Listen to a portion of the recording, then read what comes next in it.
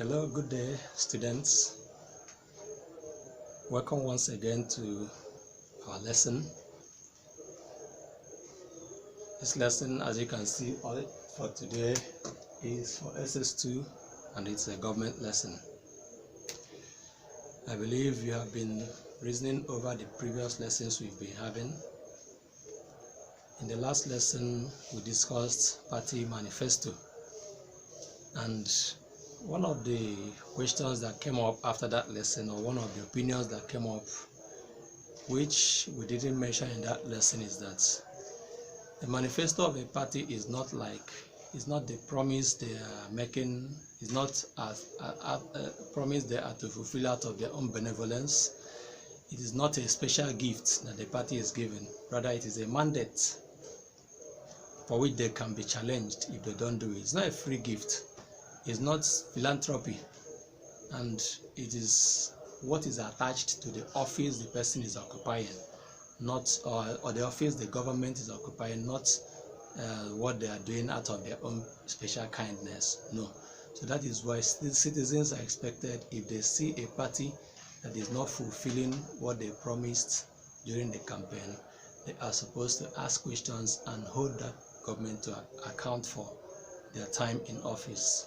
We said sometime earlier that when we vote a government in, we have given them two things. First of all, we've given them time, which is 4 years, and we have also given them money, which is public funds. So they have to make use of these two to fulfill the interest of the people, and at the end account for how they have used the time and money given to them to do their work as a government. Today we are going to see the factors that determine the electoral success of a political party. The factors that determine the electoral success of a political party. Looking at the board, we've already listed the factors. The first factor here is membership spread. Membership spread. How many members do they have, and where are these members located? As many members as they have determines how their victory will be determined also. How many people are going to vote for them, and where are these people? That is the membership spread of a party. A party with a very large membership spread is likely to win an election more than a party that does not have much members spread across the area. Secondly, we have the manifesto. The manifesto of a party determines their electoral success. The question here is, how much does this party manifesto, or how much is this party manifesto going to be a solution to the problems of the people? As much as it will be a solution to problems of people will choose them, they will vote for them. But for those who don't think that it can fulfill their needs, then they will not vote for them. They will choose a different party that they feel will also be better for them when they get into government. The third is funding of party activities. Nothing is done without money. Politics involves money, and party activities involve money. Any party that does not have enough money to finance their campaign activities will not be able to do their campaign properly. So a party fund determines to a large extent whether the party will win elections or not.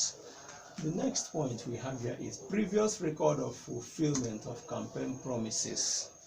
Previous records of fulfillment of campaign promises. To what extent has this party been fulfilling their campaign promises in the past? Have they been fulfilling, have they been promising and failing, or have they been promising and carrying out the promises? To that extent, we will choose them and vote for them again, and they will win. The next is character of the party's candidates. Character of the party's candidates. How are these party's candidates? Who are they? What is their character? What do we know them for? Are they thieves that we know already? Are they people who tell the truth? Are they people who say it is white and later it becomes black? Are there people who say it is white and it is really white? Are there people we can trust? character of the party's candidates. That is another factor that determines the electoral success of a political party. The next is internal discipline. Internal discipline and unity of party members. Internal discipline and unity of party members. If the members are not disciplined, they will not likely win an election.